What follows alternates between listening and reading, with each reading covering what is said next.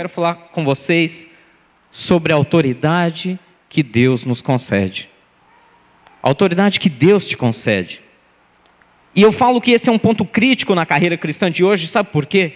Porque ao longo desses anos que eu tenho caminhado com Deus, uma das coisas que eu mais vejo acontecendo de ruim é o cristão que, por falta de um posicionamento, não consegue experimentar o melhor de Deus.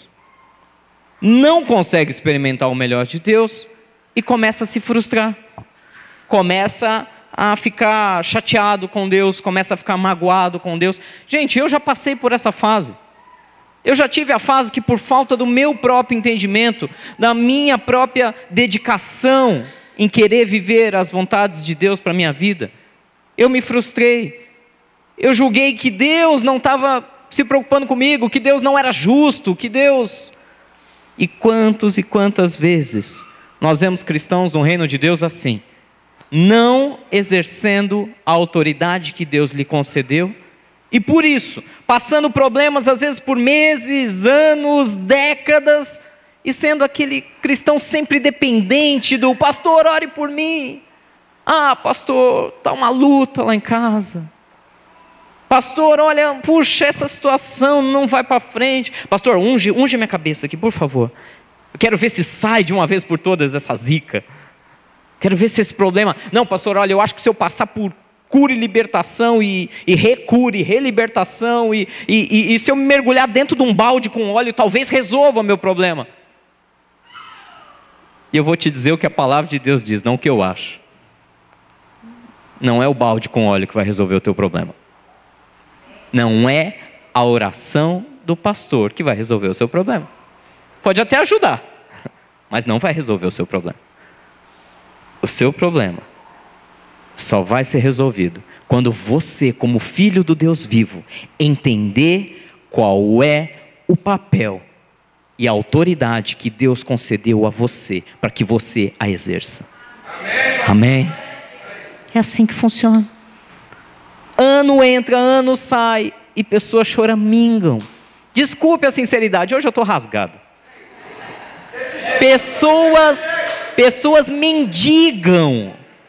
Pessoas ficam mendigando as bênçãos de Deus, como aquela mulher que não era judeia, não era da região de Judéia, não era judia. Lembra? Que ela chegou, Senhor, ela se aproximou dele, querendo receber algo, e Jesus chegou conhecendo o coração sincero daquela mulher, chegou até a ofendê-la, dizendo, olha, não é lícito eu tirar da mesa dos filhos para dar para os cães. Chamou aquela mulher de um cão. Mas ele só fez isso porque ele conhecia o coração dela. Ela estava mendigando, mas ela não mendigou no sentido de, olha, eu sou uma pobre coitada. Ela se humilhou aos pés de Deus e disse, Senhor, até os cães comem do restinho que cai da mesa. Nós, com toda a autoridade que temos de filhos, de herdeiros, de amigos de Deus, ficamos lá rastejando igual cães na beira da mesa, para ver se cai alguma coisa. Será que se o meu irmão receber, eu recebo um pouquinho? Vou andar na cola desse irmão aqui, vai que sobra um pouquinho para mim.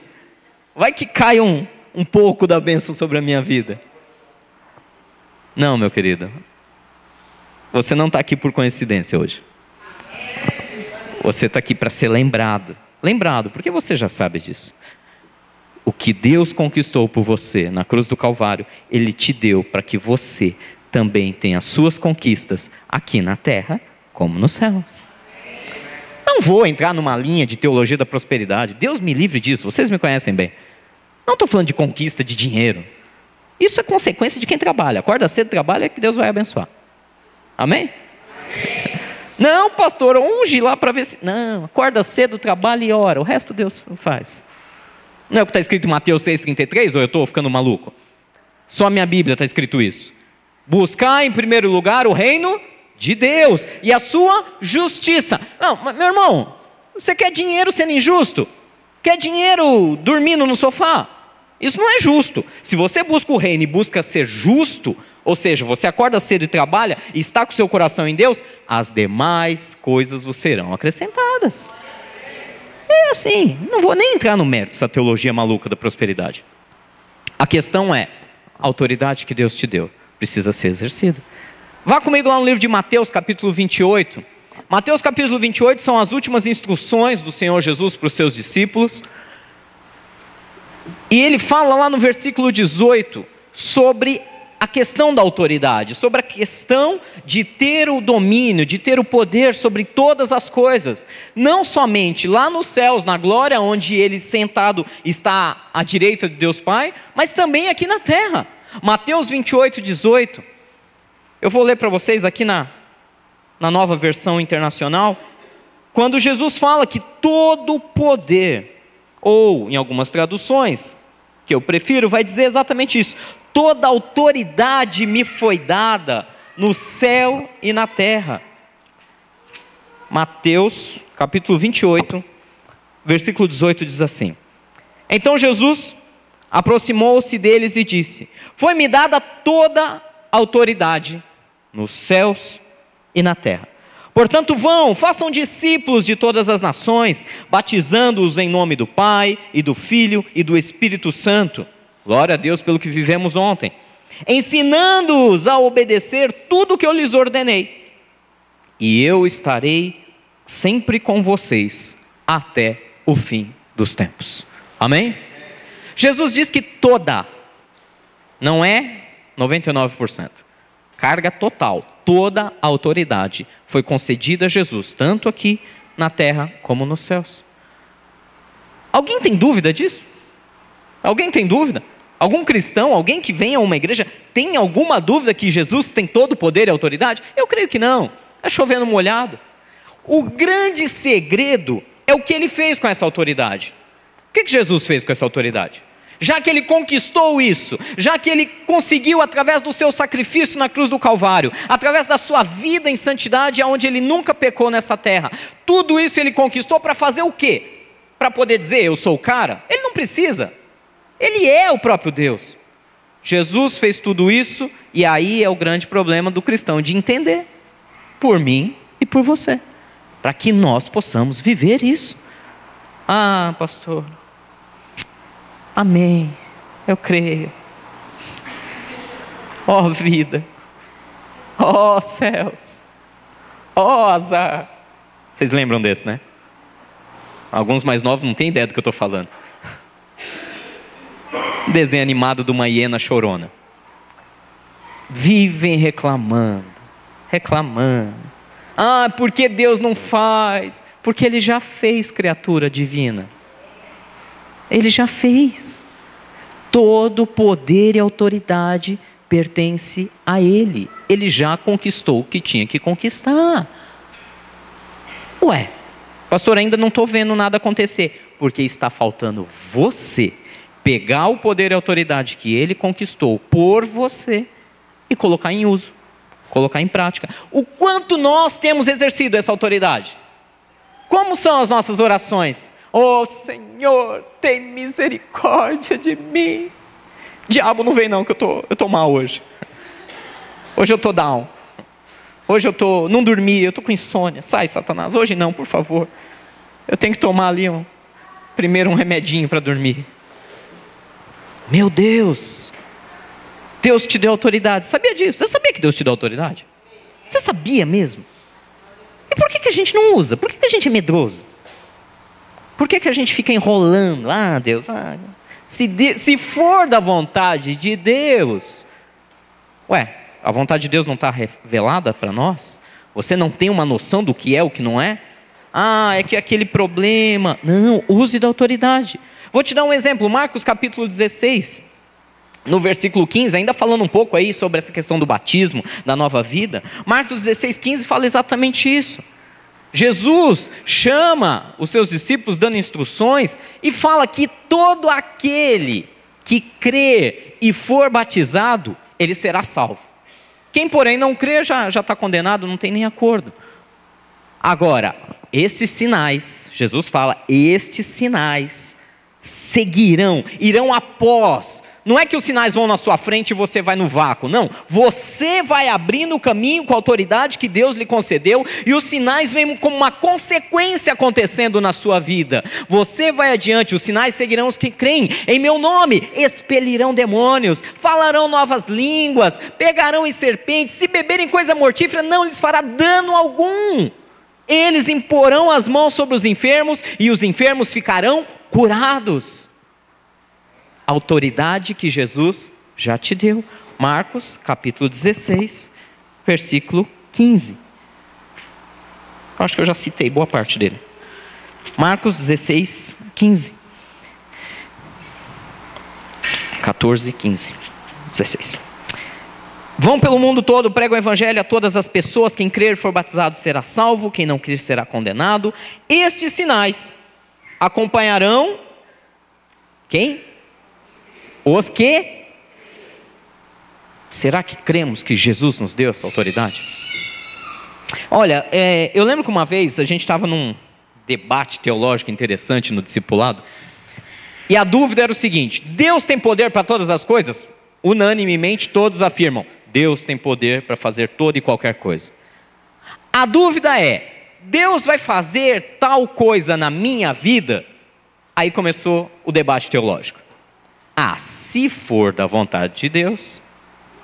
Lembra do profeta no vale de ossos secos? Acaso podem reviver esses ossos? Deus, tu sabes. Tipo, se esquivando da responsabilidade.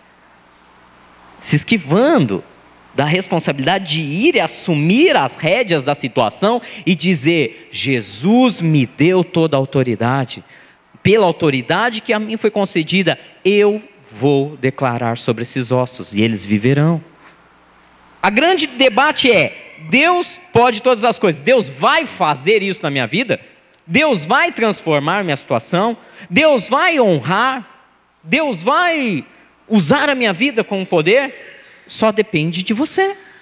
Só depende de você. A resposta está: o quanto mais você se dedica, o quanto mais você busca, o quanto mais você se aprofunda na verdade de Deus, Deus vai te dar uma resposta clara, a não ser e única e exclusivamente se Deus não tem um plano com você naquela área. Aí ele diz: não tem e acabou. Não adianta. Olha, será que Deus vai me enviar como missionário para o Chad? Pode depender. Se Deus tem isso como plano para a sua vida, basta você se dedicar e Ele vai. Não, Deus não tem um plano de enviar você para o Chad, Deus tem um plano de enviar você para o Haiti. Então não adianta, você vai ficar dando murro em ponta de faca querendo ir para o Chad. Isso está muito óbvio, isso está muito claro. A questão é: Deus vai fazer? Depende de você. Os sinais seguirão os que creem. Os sinais seguirão aqueles que acreditam que Deus te deu autoridade. Se você não consegue acreditar que Deus, o Todo-Poderoso, deu todo o poder dele nas tuas mãos e disse: vai e usa em meu nome, quem somos nós para querer acreditar por você?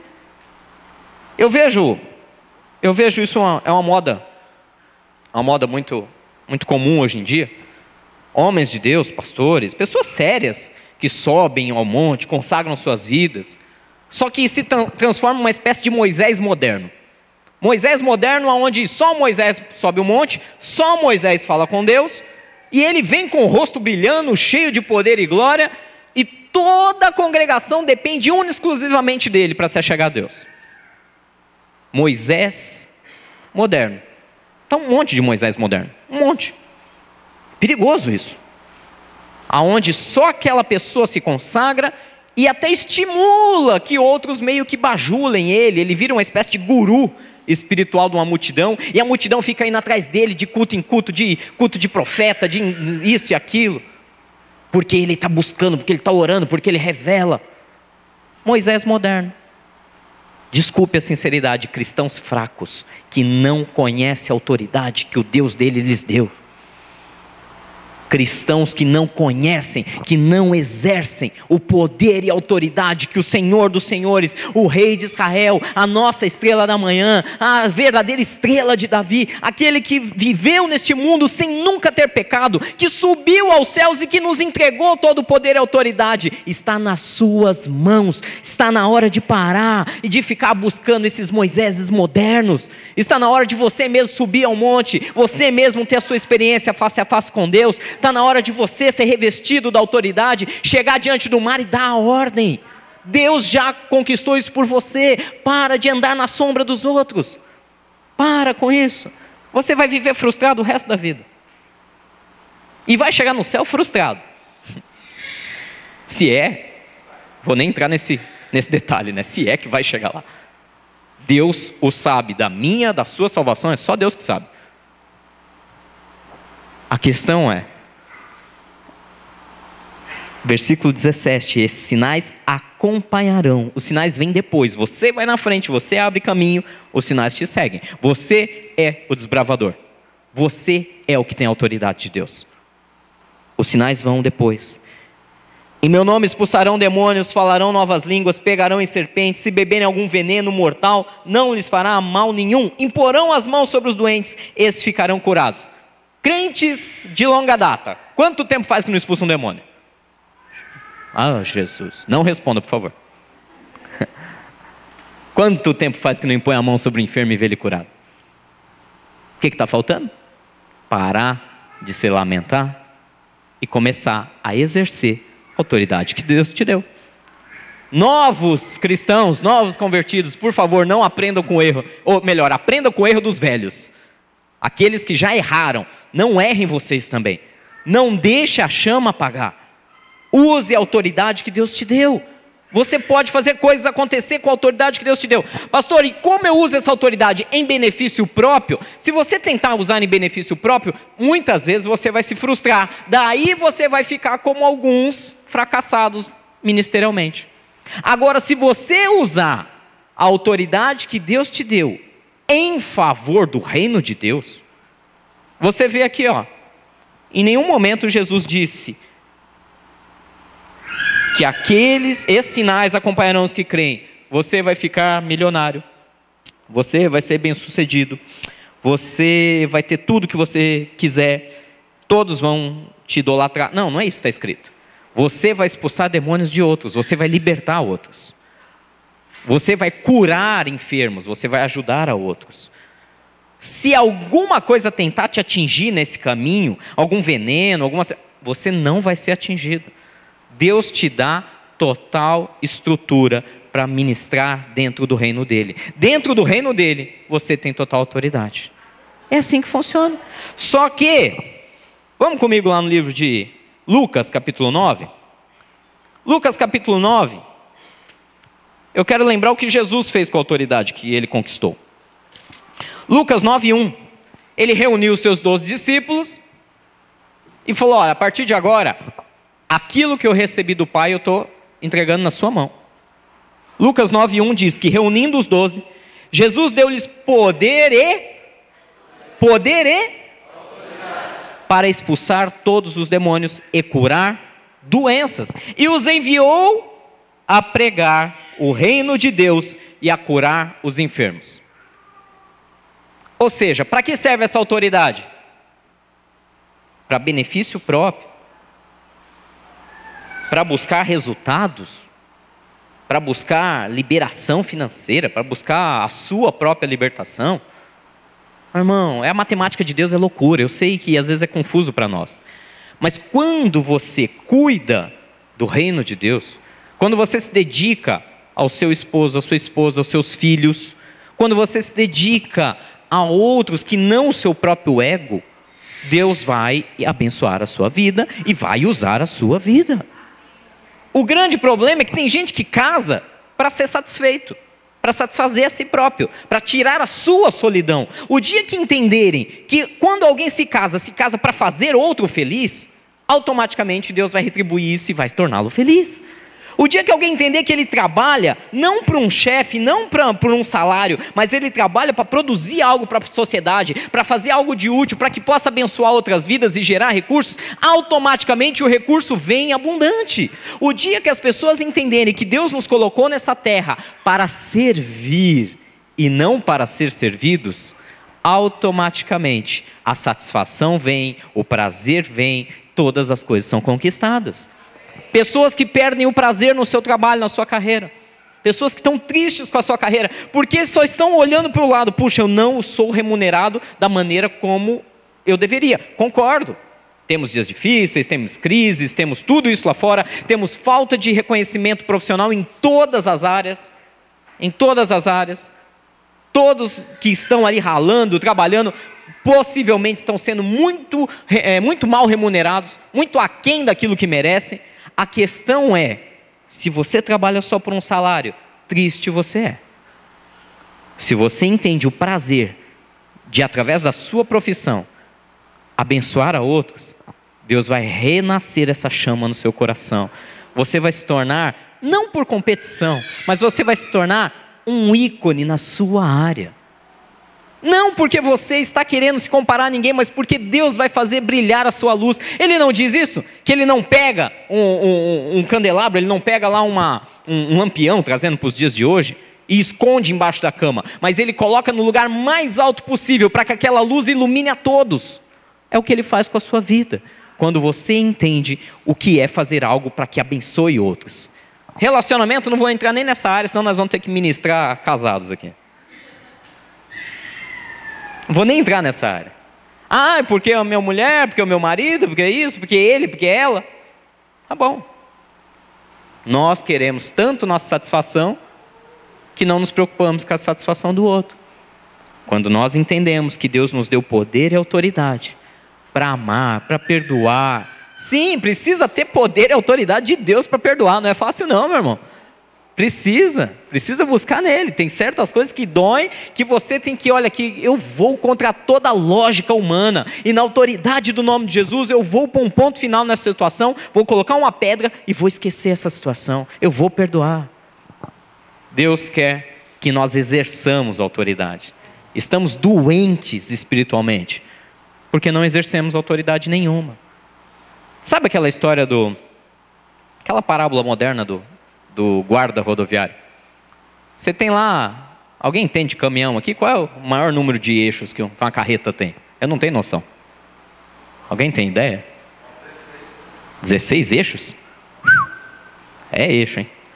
Imagina, aquela maior carreta, aquele monstro, tem a região da onde eu morei no oeste de São Paulo, lá perto de Ourinhos, era uma região muito canavieira, tinha muito aqueles treminhões, né? Aqueles negócios que eram uma carreta emendada na outra, carregando cana.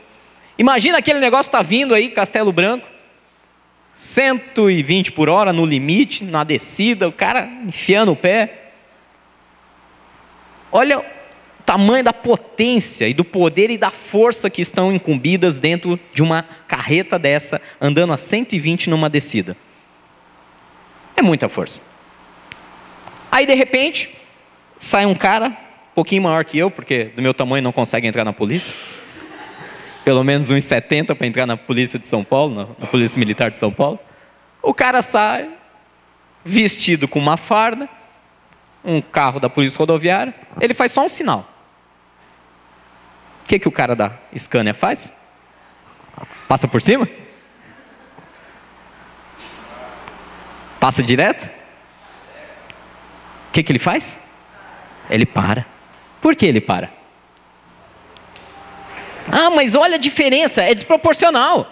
Se ele quiser ignorar aquele camarada com 70 quilos, ele tem toneladas ali. Vocês estão entendendo que a questão não está na força? A questão está na autoridade que é conferida.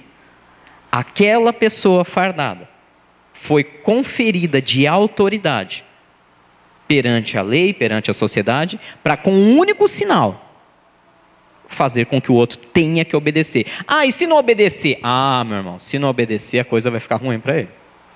E se ele não para, se ele ignora? Um simples chamado no rádio, fecham a estrada, chamam um helicóptero, fazem o que for preciso.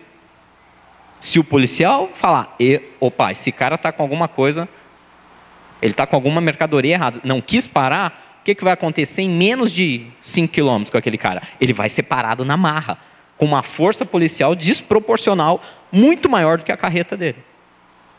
É assim que funciona no reino espiritual, vocês estão entendendo? Você tem autoridade, você foi revestido da autoridade, você recebeu a farda para dar ordens aos problemas e dizer, para. Ah, não vou parar. Não vai parar? Então você vai se ver com o resto da força policial. Você vai ter que se entender com os anjos de Deus. Você vai ter que se entender com aqueles que militam ao serviço de Deus, e aí vai ficar pior para você. E, desculpe a sinceridade, o diabo que não é... Ele é meio besta, mas burro completamente ele não é. Ele é meio besta porque ele insiste em alguns erros idiotas. Mas ele não é completamente estúpido. Sabe por quê? Porque ele sabe que se ele insistir e não obedecer à autoridade que Deus te conferiu, vai vir um batalhão de anjos e vai acabar com ele. Então ele pega e fala, tá bom, é melhor eu parar aqui. Eu vou parar de infernizar esse aqui antes que Deus manda o reforço. É assim que funciona. Não é simples? Só precisa sair de trás da viatura. Está vindo a carreta. Ai meu Deus, é muito grande. Você está fardado. Não, mas olha o tamanho, olha a velocidade. Não, sai. Exerce teu papel. Se posicione, manda parar. O que está te afligindo? Manda parar. O que está te infernizando a vida? Manda parar. Se coloque no lugar que Deus te colocou. O que está faltando? Posicionamento. Amém? Amém? Você já tem a farda, você já tem as divisas no seu ombro. Está faltando a postura.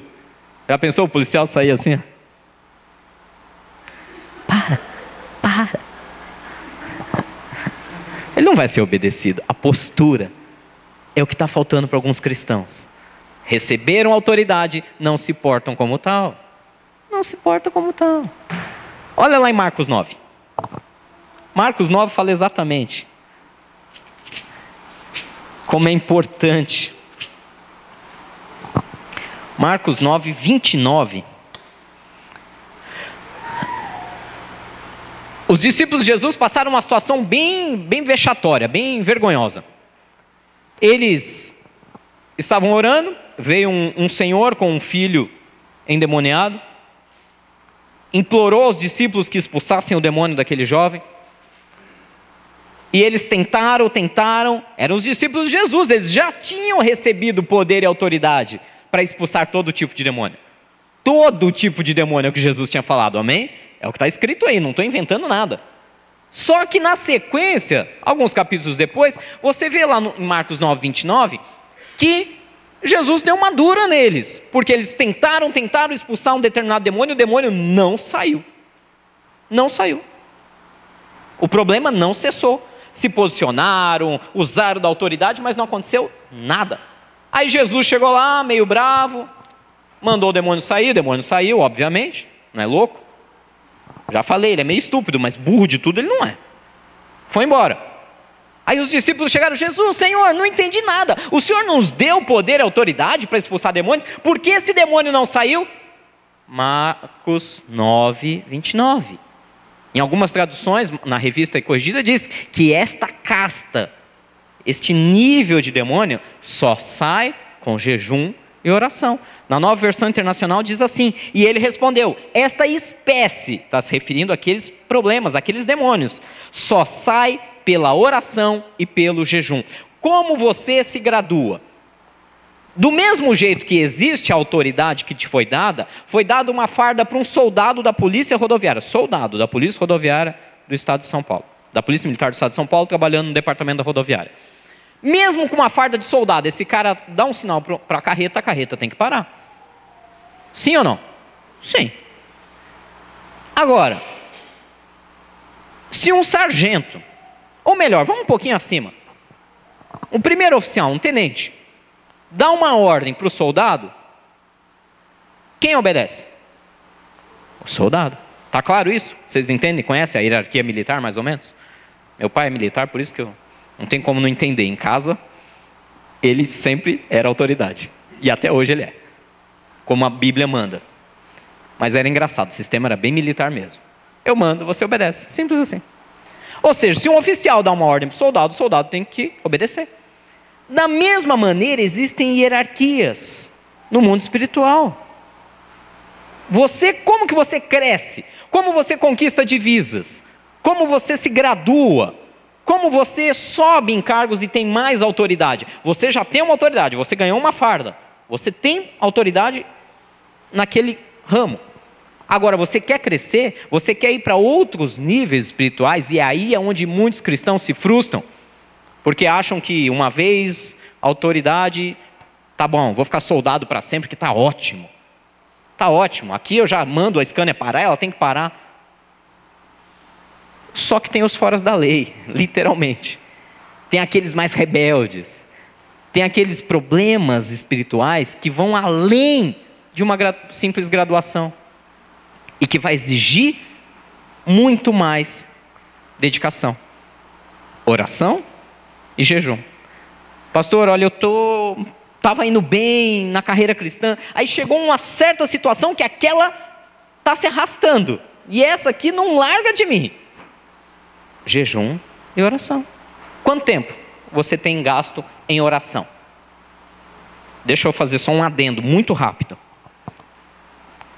Oração ela pode ser subdividida em muitas formas. Você pode ter um clamor. Clamor é aquela coisa da necessidade, do desespero, onde você clama com toda a sua força para que Deus te socorra. Você pode ter aquela oração do Jesus abençoa que eu estou com sono. Aquela que você está quase dormindo e orando, já não sabe mais o que você está falando. A mesma de ontem. Jesus já conhece, aquela que eu orei ontem, amém. Tem vários tipos de oração. Você tem a oração de intercessão, onde você se coloca e intercede em favor de alguém, em favor de uma situação, em favor de uma cidade, de uma nação. Vários níveis de oração. O problema é que quando Jesus fala de jejum e oração para adquirir mais autoridade, mais divisas nos ombros, para poder exercer mais autoridade, não pode ser a oração da mendicância. Senhor, me ajuda. Não. Ele vai ver um soldado nesse estado e ele vai falar, põe na reserva esse aí. Levanta outro. Levanta outro que esse aqui está caindo. Esse aqui não consegue ficar de pé. Então tem níveis de oração. Quando Deus fala que Ele quer te levantar em autoridade em jejum e oração, é consagração mesmo. Jejum no sentido de você consagrar a sua vida, e oração no sentido, Senhor, eu sei que a coisa pode não estar fácil, mas se o Senhor me deu autoridade, eu te peço, me ajuda, me envia mais anjo, me fortalece mesmo, porque eu vou dar o passo de fé, Senhor. Eu vou dar o passo de fé. E se o Senhor não ouvir minha oração, eu vou quebrar a cara. E se eu quebrar a cara, eu vou ficar mais frustrado, eu vou envergonhar o teu nome, e eu sei que o Senhor não quer isso, eu também não quero isso, nós estamos de acordo, Senhor. O Senhor quer me abençoar, eu quero ser abençoado, negócio fechado. Eu vou para cima. Mas vem comigo, Senhor. Não entra naquela de, Jesus, se, quem sabe, talvez, né? Se por acaso o Senhor tiver meio de folga hoje, e se lembrar da minha situação, por favor, tenta me ajudar. Não, Jesus, tua palavra diz assim. Deixa eu fazer outro adendo aqui rápido. Sabia que você tem que orar em cima da palavra de Deus? É um adendo rápido aqui, prometo. Se você ora simplesmente, Jesus, faz, é como se Jesus perguntasse, por que eu devo fazer isso? Jesus, me abençoa. Bem genérico, né? Onde? Como? Quando? Por quê? Jesus faz perguntas, é que a gente ignora elas. A gente não está sintonizado. Mas ele faz perguntas. Tá, me abençoa em que área? Abençoa o meu casamento. Pô, legal, isso é justo, eu estou de acordo. Por que eu devo abençoar? Não está bom? Você tem que expor. Não, Senhor, me abençoa porque está difícil, eu não estou conseguindo fazer isso, aquilo, tal área está complicada. E agora, com qual intenção você quer que eu te abençoe? Para quê? Para você ser servido? Não, porque eu quero também ser um esposo melhor, eu quero ser uma esposa melhor, eu quero dar exemplo aos meus filhos, eu quero marcar essa sociedade. Ou seja, você vai dialogando com Deus em cima da palavra. E chega uma hora que Deus, Ele perde argumentos. Ele falou isso com Jó. se achegue diante de mim, venha, argumente, traga as suas motivações perante mim. Deus fala isso. Então, quando você for orar, ore pela palavra. Senhor, a sua palavra, o Senhor escreveu lá, que nem olhos viram, nem ouvidos ouviram, nem nunca subiu no coração humano o que o Senhor preparou para aqueles que te amam. Senhor, eu te amo. Opa, você apelou no bom sentido. Você usou a própria lei com o autor da lei. Aí ele vai pegar e falar, ó, muito bom esse teu argumento, agora vamos continuar debatendo. Você me ama mesmo? A segunda pergunta. Amo, Senhor, da onde Pedro e Jesus, né? Mas tu me amas? Amo, amo, o Senhor sabe que eu te amo. Quem ama, aquele que me ama, guarda os meus mandamentos. Opa, é como Jesus perguntasse, eu preparei coisas simplesmente fantásticas para aqueles que me amam. Você me ama? Prova, guarda meus mandamentos. Se você guarda os meus mandamentos, você prova que me ama, eu libero tudo na tua vida. Está vendo como é um diálogo em cima da própria Escritura? É a forma de orar. Às vezes nós estamos reivindicando coisas de Deus, poder, autoridade. Deus me dá, porque o Senhor prometeu na sua palavra. Para quê? Primeira pergunta que Deus faz, para quê? Para que serve o poder e a autoridade? Se não, para expandir o reino de Deus. Se não, meu irmão, se esse não é o propósito, se o propósito não é ser exemplo nessa sociedade falida em todos os aspectos, moral, social, financeiro, se o propósito não é chegar em casa e dormir em paz, dormir feliz, sem precisar tomar nada para pagar, se o propósito não é ter prazer com seus filhos, com sua família, se o propósito não é viver a boa, agradável e perfeita vontade de Deus, não, me abençoa até onde me convém, Jesus, daqui cuido eu. Aí vai ficar meio difícil, porque aqui ele deixou bem claro, esse tipo de demônio, esse tipo de problema, esse tipo de situação, só vai sair da tua vida com oração e jejum. Não tem jeito, olhinho do pastor não resolve, ajuda a tirar um pouco dos demônios, mas o posicionamento, a sua oração, o seu jejum, esse vai fazer com que você conquiste as coisas em Deus. Amém? A bênção que está na vida do irmão, aquele que você vai na cola, vai no vácuo, vai na sombra, cai um pouquinho do óleo da unção na sua cabeça também, ajuda, mas não resolve o problema. A autoridade tem que ser exercida por você. Amém? O jejum é seu, a oração tem que ser sua. Pouca oração, 2 minutos de oração, 2 minutos de alegria. Mais tempo de oração, mais tempo de autoridade, mais tempo de prazer na presença de Deus, mais revestimento, e assim vai. Você entendeu, você quer se graduar, tem que buscar, tem que correr atrás. Quer terminar a faculdade por correspondência? Não dá. Tem que ir, tem que fazer prova, e assim vai, aí o diploma vem, é consequência. Assim também é no reino espiritual. E para a gente encerrar, eu quero falar com vocês em Atos capítulo 9, já estou falando demais, estou sendo prolixo e repetitivo. Atos capítulo 9, versículo 39 fala uma situação que Pedro enfrentou. Ele estava viajando para uma cidade chamada Lida, e quando ele chegou lá, ele encontrou as pessoas chorando, porque uma mulher chamada, perto de Jope, a cidade, em algumas traduções fala Dorcas, em algumas traduções fala Tabita, em algumas traduções fala Talita, que significa gazela, é a tradução tanto do grego como do hebraico. E aquela mulher era uma mulher que era uma grande trabalhadora no ministério de Deus, e ela tinha morrido. E quando ele chegou ali, as mulheres estavam chorando, pranteando, porque estavam tristes pela perda, e ele tomou uma atitude. Lá em Atos 9, 39, diz assim: Pedro foi com eles, e quando chegou, foi levado para o quarto do andar superior. Todas as viúvas o rodearam, chorando e mostrando-lhe os vestidos e outras roupas que Dorcas tinha feito quando ainda estava com elas. Pedro mandou que todos saíssem do quarto, e depois ajoelhou-se e orou.